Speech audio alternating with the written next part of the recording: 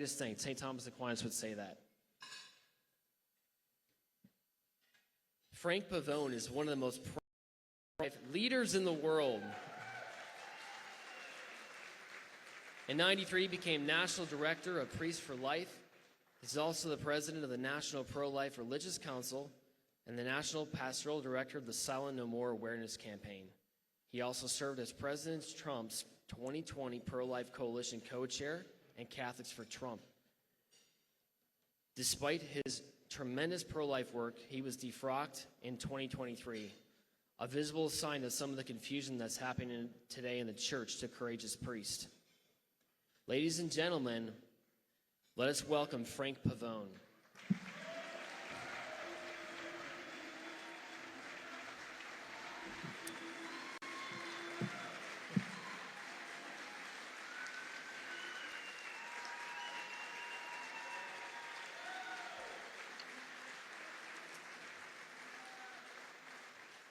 Praise the Lord. Thank you, John. Thank you all, brothers and sisters. You know, on the abortion issue, the other side likes to say the government shouldn't be so involved in abortion. And they actually don't realize how right they are. The government got too involved in abortion when it pretended to have the right to authorize it. That's when, brothers and sisters, the government has no authority to authorize the killing of a baby, period.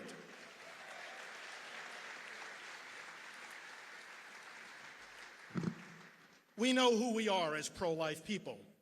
People are arguing today, well, where should we draw the line as to when a baby can be killed? And there's only one answer to that. We have no authority to draw any lines. As soon as one is human, that is God's property, God's right that we are defending. You cannot kill a single child.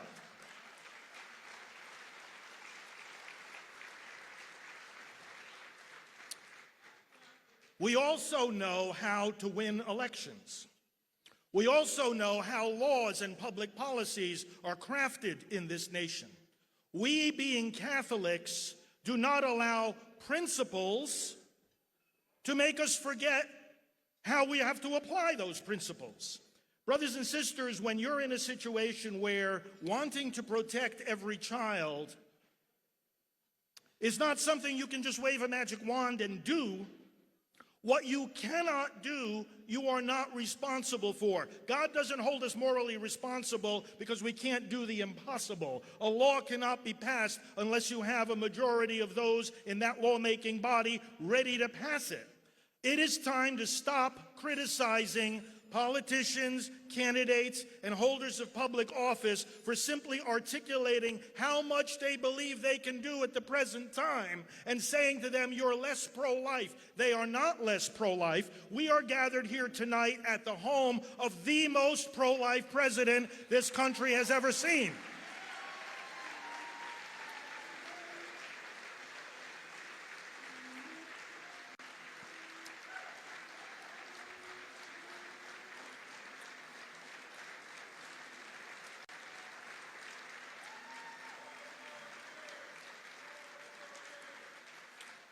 And he will continue to be.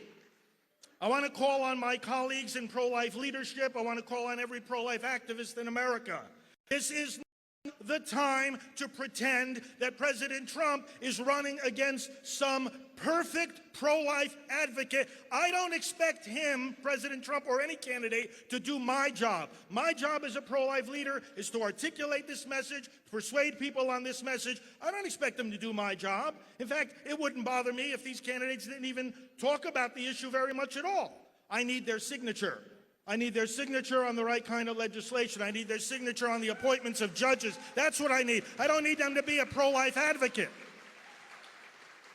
But brothers and sisters, the Democrats think they can win on this issue. They want to bring it front and center. And I say to them, be my guest, but have the courage to describe what you defend. That's what they will not do. That's what we have to challenge them on. Show us an abortion. You want abortion? Tell us what it is. Read the medical textbook. Show us what it does. They read the medical textbook, they're going to hear the word dismemberment, they're going to read the word decapitation. They're not going to tell the voters that that's what they're advocating. But we know what it is, and we're going to make sure the voters know what it is. You point out the extremism of the other side, you challenge them to describe what they defend, and then we win on this issue when we lead with compassion. We are the ones who stand for women's rights, women's health, women's equality, and we're the ones helping them every day.